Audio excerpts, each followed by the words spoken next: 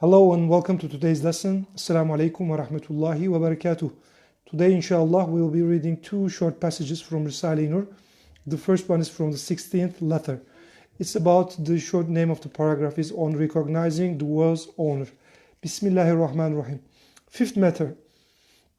Since this world is transitory and this life is brief, and since the duties to be accomplished here are many, and eternal life is to be gained here, and since this guest house of the world is not without an owner. You see that Bediüzzaman always addresses the reason. He always starts with saying since. He is convincing our brain, our soul, our mind, and in fact even our nafs, so that after this convincing, he tells us the correct things to do. So it's very important. This is a very particular specialty of Bediüzzaman. He never shies off from questions. He always welcomes questions. And it's the same things for us, because we have a trust in what we believe, and we believe that it's the truth, it's the reality. So we always welcome questions as well. This is for you. You can also share your questions in below the video, because we believe that the book we have in our hand and the life of Prophet ﷺ contains all the answers necessary for every questions, even to modern men after 1400 years after revelation. So let's start again.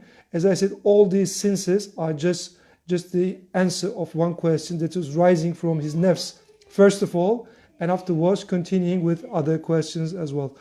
Fifth matter, since this world is transitory and this life is brief. I think no one can deny this. This world is transitory and life is brief.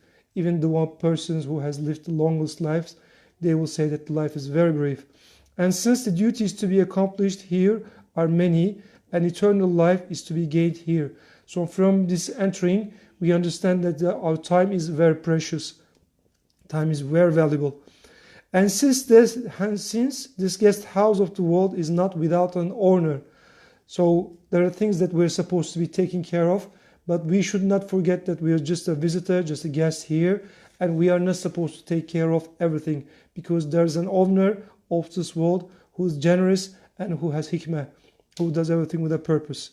So but has a most wise and generous manager, and since neither good works or bad will remain without recompense, and since according to the verse, so everything that we do, we're going to get something in return, either good or bad. So since according to the verse, Estağfirullah, La yukellifullahu nefsan illa wus'aha, and the brief meaning is this: on no soul does God place a burden greater than it can bear. So for each one of us, we must be sure that whatever we are going through, it can be a disaster, it can be a difficulty, financial difficulty, or health problems, it could be anything. We should be sure that if Allah has given us this problem, we have the capacity to carry it on our way in a correct way. But if we cannot carry it, that is because we are not equipped well enough. I mean, the training that we have is not strong enough. I always remember the case of Musa alayhi salam in the Surah Al-Kahf, when he meets the person that he's going to learn some ilmi ladun from him.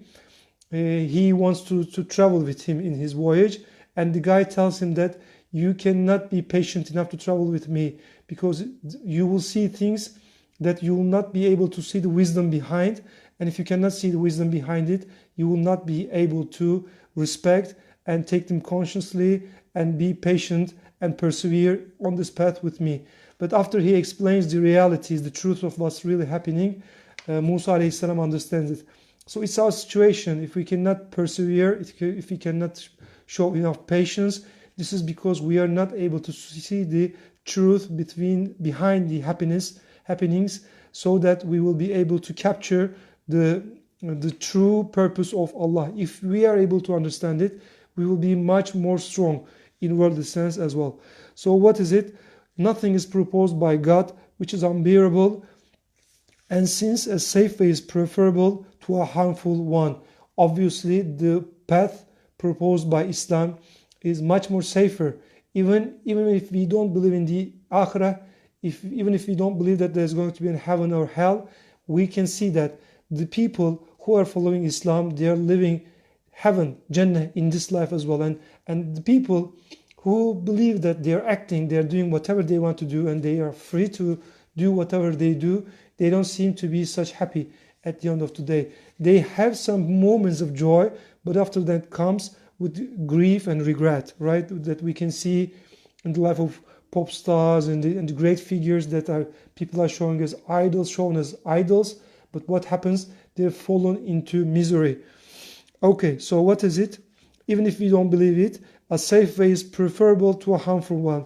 And since world difference and position continue only to the door of the grave, we sometimes see, I see that very often when I'm walking in the graveyards, some stones which are carved the position of the guy who is who's lying there dead, but his position is written. Let's say he was a colonel or he has some higher duty in the government.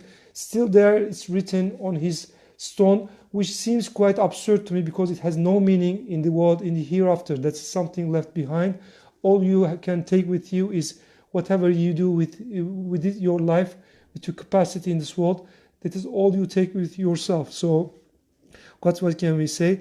We say that worldly friends and possessions continue only to the door of the grave.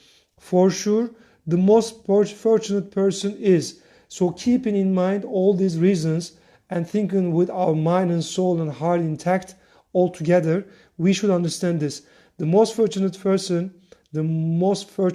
is he who does not forget the hereafter for the sake of this world. That is what we are suggested to do. That's what we are advised to do. Forget about death, forget about the hereafter, and concentrate on only this life.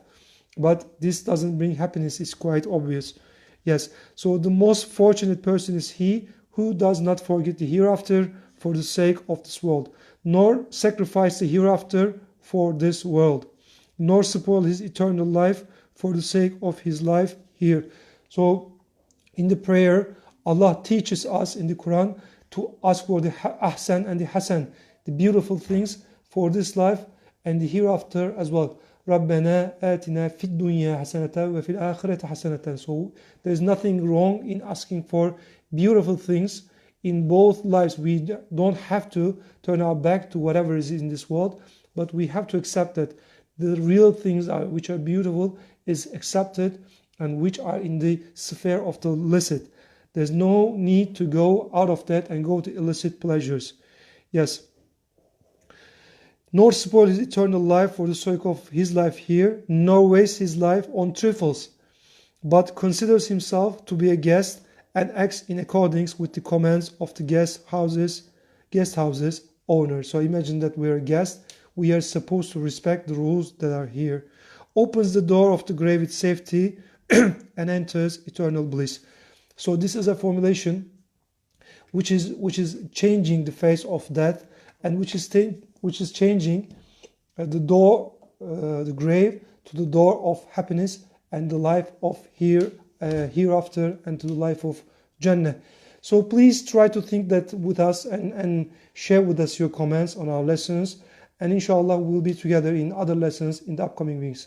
Thank you very much, and remember us in your du'as.